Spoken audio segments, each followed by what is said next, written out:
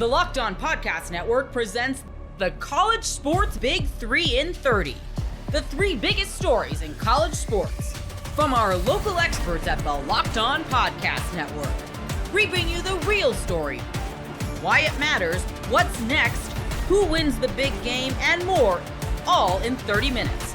The College Sports Big 3 in 30 starts now with the biggest story in college sports.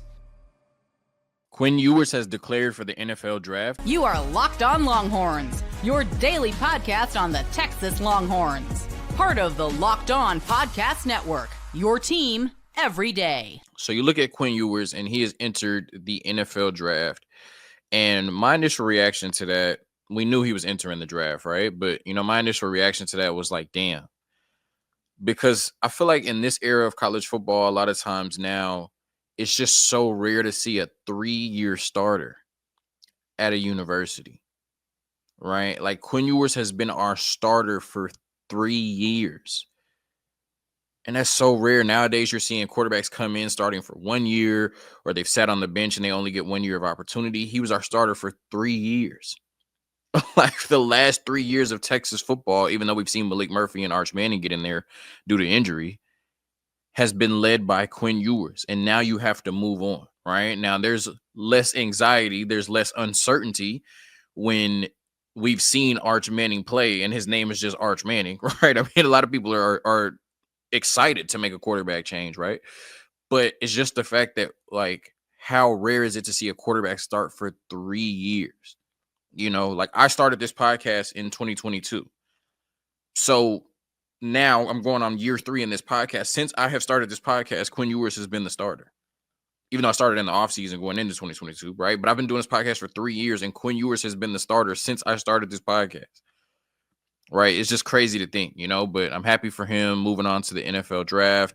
He's played his last game in a Texas jersey, and I did get a little sentimental, but, I'm still be rooting for him in the National Football League. But all offseason, I guess I can't go that route.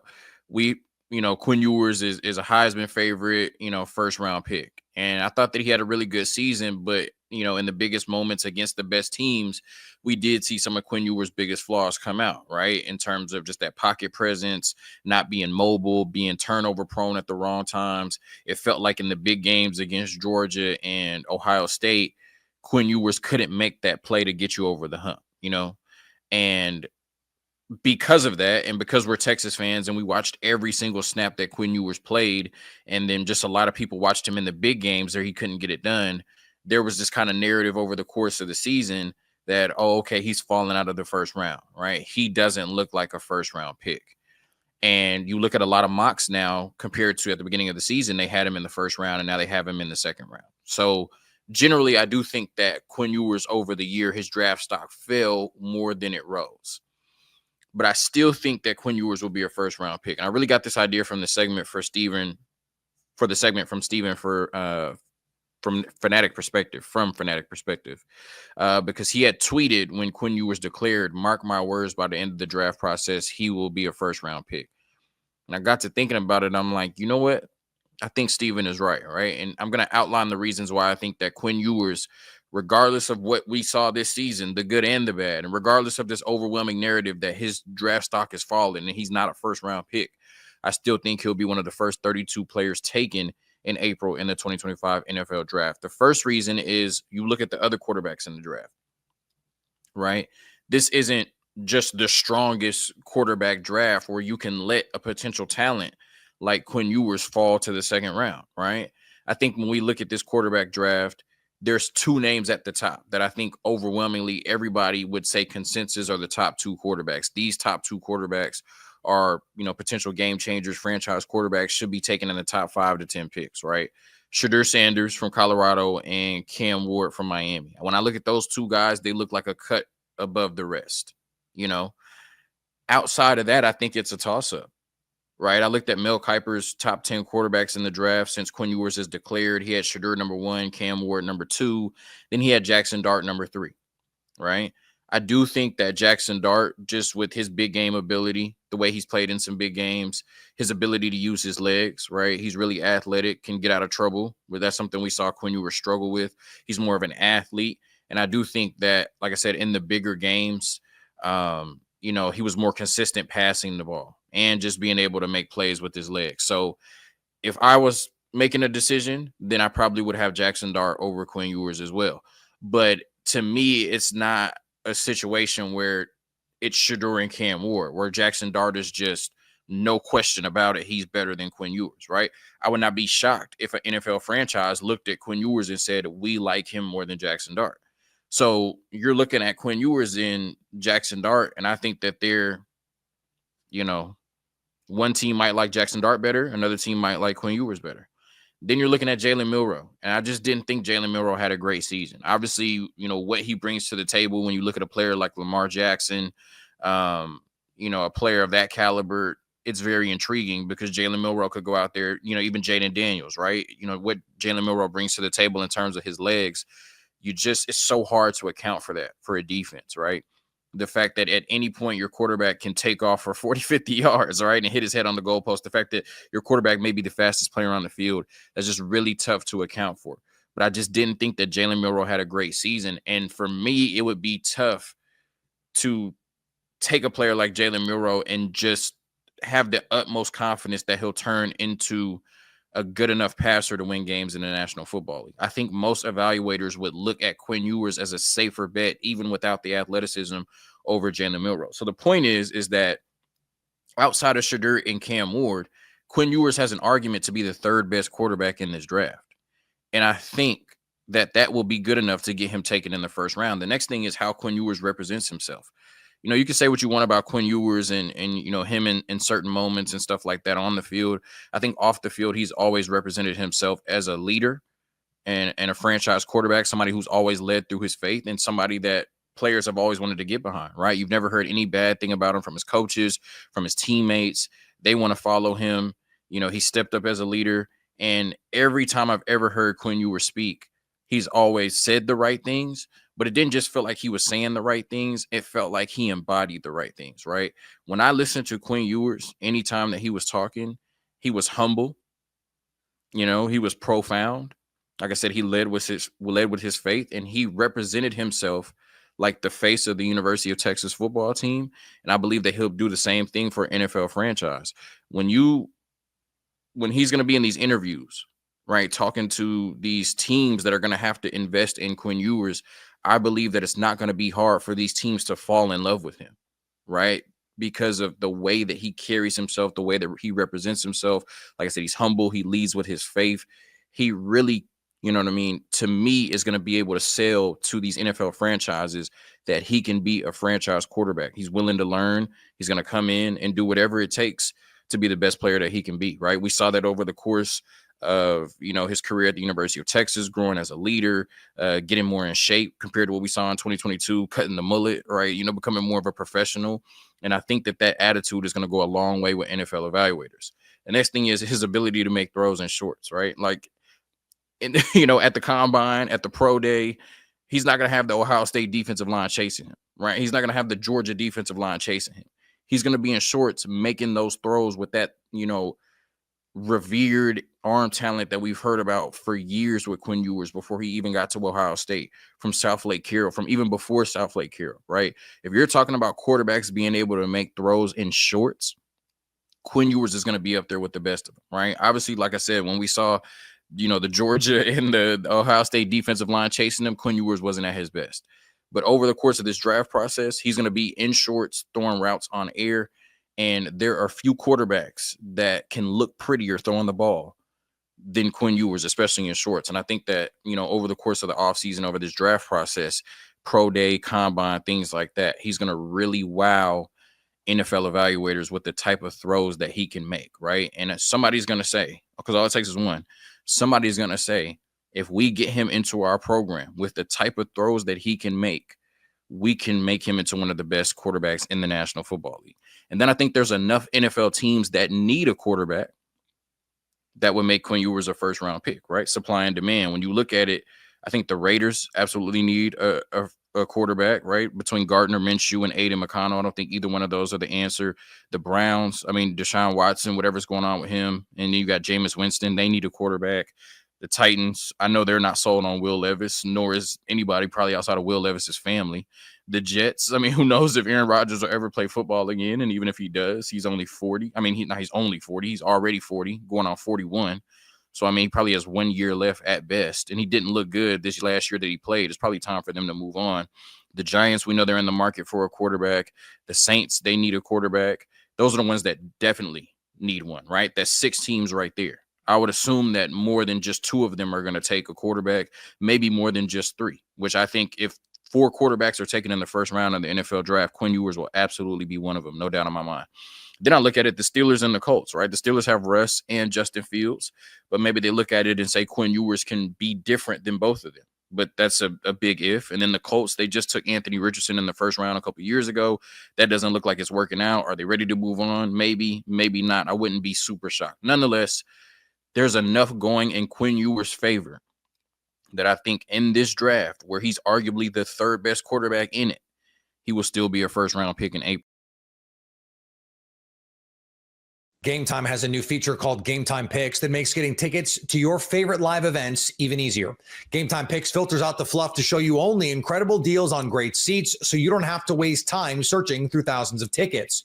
Curation makes it easier to save more on sports, concerts, comedy, theater, and more near you. You can take the guesswork out of buying tickets with Gametime. Download the Gametime app, create an account, and use code LOCKEDON for $20 off your first purchase. Terms apply. Again, create an account and redeem code LOCKEDON for $20 off. Download Gametime today. What time is it? Gametime.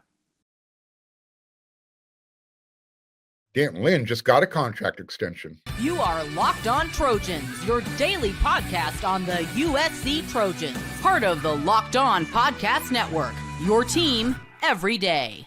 That was a huge collective sigh of relief from the USC Trojan family. USC defensive coordinator Danton Lynn, they came to an agreement. New contract extension. He's going to remain with the Trojans. I cannot emphasize enough how huge, how big of a move this is for USC and Lincoln Riley. The stability. And a guy who knows how to, coach up whatever he has on the roster. Danton Lynn has proved that he can walk into 2 different programs and he can fix it overnight. He did it at UCLA in 1 year, did the same thing at USC in the next year. This was Coach Lynn's first season at USC in 2024. Prior to that, he was at UCLA in 2023. Again, the fact that Coach Lynn is coming back is a huge, it's significant. Last year, USC's defense gave up just 337 yards per game.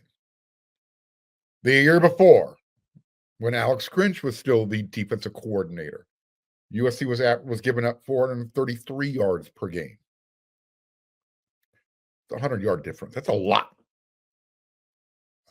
This past season, USC's defense only allowed 24 points per game, which was down 10 points from the previous season. In fact, just to kind of really drive that point home, last year in 2024, USC allowed just 30 points 3 times. That happened 8 times in 2023. I mean, the improvements just keep going and going and going and going. There's so many data points to choose to point to. Here's another one. USC finished number 21 in the nation in opponents' 3rd down conversion. The year before, USC might have just said, hey, just take a first down. USC was 109th. I mean, that jump is significant. We know that USC in 2023 and in 2022 as well, defensively, they gave up a lot of explosive plays. Last year, not as many, not even close. In fact, USC tied for 36th in the country, allowing plays of 20 yards or more. The year before, USC was 124th in the nation. Again, USC wasn't perfect last year, but they didn't have to be. Imagine that defense in 2024 when USC still had Caleb Williams in 2023. Crazy, crazy, crazy, crazy. If you've been listening and watching all week to Locked on USC, and my everydayers have, you know that Penn State's defensive coordinator, Tom Allen, he made that jump over to Clemson. He's taken over Dabo Swinney's defense. Well, yesterday there was a little bit of a dust up, so to speak. Over on the WeRSC message board, the VIP site, one Trojan fan started a little freak out session. He's like, hey, there's a flight from Happy Valley landing at John Wayne Santa Ana Airport. What's going on? Who's there? And, I pointed this out on yesterday's show that, hey, you know what? Penn State's women's basketball team's in town. I believe there's at least one flight daily that leaves from College Park, from Happy Valley, coming into Southern California. So it turns out James Franklin was probably on that flight yesterday. Look, as I mentioned, it would be foolish. It would be naive to believe that Penn State and James Franklin wasn't going to reach out, put some feelers out there, kind of see if Danton Lynn had any interest in Penn State's defensive coordinator position. Remember, that's Danton Lynn's alma mater. And when mom calls, you always listen. I'll say it again. Coach Lynn's next defensive coordinator job is not going to be in college. It's going to be in the NFL, if that's what he chooses to do. His next job in college will be as a head coach, which makes you kind of wonder. You love the fact that USC stepped up, gave him a contract extension, more job security. What happens, because it's out there, that, Jerry Jones, the Dallas Cowboys owner, showed some interest in Lincoln Riley. Not saying it's happening. I'm just saying at least you have somebody in place that you feel a little bit confident that could take over the program. That's not why USC did this. USC did this because you do not want to lose an assistant coach or coordinator like a Danton Lynn, not after 1 year. So I get it. I get the attraction, going back home, coaching up the school that, developed you, taught you how to play the game, helped you kind of get into the coaching profession, so to speak. But, again, I don't know if he wanted to uproot his family, move to one of the coldest, loneliest destinations in the country. Pretty sure his wife didn't. Again, happy wife, happy life. And from what I understand, she really enjoys her lifestyle in Southern California. So everybody's happy, including Trojan fans. And I know all the players on the USC roster are extremely happy as well. Coaches are tweeting out, players, recruits. Good day, good times. So now that everyone knows that Coach Lynn is staying, maybe we can now name the next linebacker coach. Am I asking too much? USC coaching staff, let's just stay on this tangent. They were out there. So Coach Lynn, contract extension, and USC's assistant coaches there were out and about. They were doing photo bombs all over high school campuses, specifically Mater Dei High School. Yeah, they were hanging out at Mater Dei the other day. I remember one of the low-key fan outrages last year. There were some USC fans who were really irritated, really irate with Lincoln Riley because he did not attend the Mater Dei versus St. John Bosco high school football game. I mean, if you listen to some of those fans tell the story, sometimes some of those stories ended with Lincoln Riley spitting in their mom's face and then laughing about it. I'm being a little hyperbolic, but you get the point, right?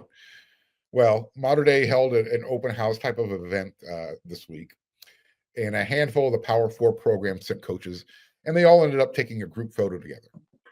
In this particular group photo was Penn State's James Franklin. USC sent 5 representatives. You had Zach Hansen, you had Sean Newell, you had Doug Belt, you had Eric Henderson, you had Luke Heward. That's good representation, right? You're showing Mater Dei that you care. I mentioned James Franklin was there from Penn State. It wasn't a total waste of a trip to Southern California. So again, what made Franklin's appearance in that picture so intriguing to everybody was that was going to be his opportunity, to come to California and convince Coach Lynn, come home, I need you. Didn't work. Well, at least Coach Franklin will have, some pictures to remind him of his trip to Southern California in 2025. So what do you think, everyone? Are you happy now? USC retained their defense coordinator. That might be the biggest pickup so far of the offseason. It's not 700 pounds of Jamal Jarrett or Keyshawn Silver. Still, it's a pretty big pickup. And it's more about retention. This is, if there was one coach on this staff that USC could not afford to lose, that was the guy, Coach D'Anton Lynn. So there you have it. Good news. Coach Lynn's coming back, keeping that stability. You got all that talent that's returning. You're bringing in more talent. We saw how good USC's defense was in 2024. They were learning the system, and they got better as the season went along. I'm looking for an even more improvement in year 2. And if that happens, USC fans, might be a good season. From the first whistle to the final drive, FanDuel makes the NFL playoffs even more exciting. Right now, new customers can bet $5 and get $300 in bonus bets if you win that first bet. That's $300 to keep the action going. The FanDuel app is easy to navigate, and the variety of bets keeps every game exciting. Plus, when you win, you get paid instantly. No waiting around for your winnings. Whether you're betting on your favorite team or just looking to add a little bit of juice to the playoffs, FanDuel has you covered. It's going to be a scoring barrage in Detroit on Saturday night. FanDuel has the total for the Commanders-Lions game set at, oh my goodness, 55.5. That's a Big 12 line. Holy cow, 55.5. Just visit FanDuel.com to join today and get started with $300 in bonus bets. That's FanDuel.com. Make this playoff season unforgettable with FanDuel, an official sportsbook partner of the NFL. This matchup against Alabama may be the most difficult challenge. You are Locked On Kentucky, your daily podcast on the Kentucky Wildcats, part of the Locked On Podcast Network. All right, guys, let's go ahead and get into it. Kentucky versus Alabama. The Crimson Tide, 14-3, 3-1 in the SEC, coming off of their first conference loss at home to the Ole Miss Rebels. We'll talk at length about that game, but first, as we like to normally do, let's talk a little bit about our opponent. What do we know about them, and what do they do well? Well, like I mentioned, Bama 14-3 with losses this season to Ole Miss, Oregon, and Purdue. A bunch of really tough games. Number 1 strength of schedule in the entire country. They're number 9 on KenPom, number 8 in the net, 4-3 in quad 1 opportunities so far. Their head coach, a very, very good one that Kentucky went after in the offseason when Coach Cal left for Arkansas. Nate Oates, 131-57 during his time with the Crimson Tide.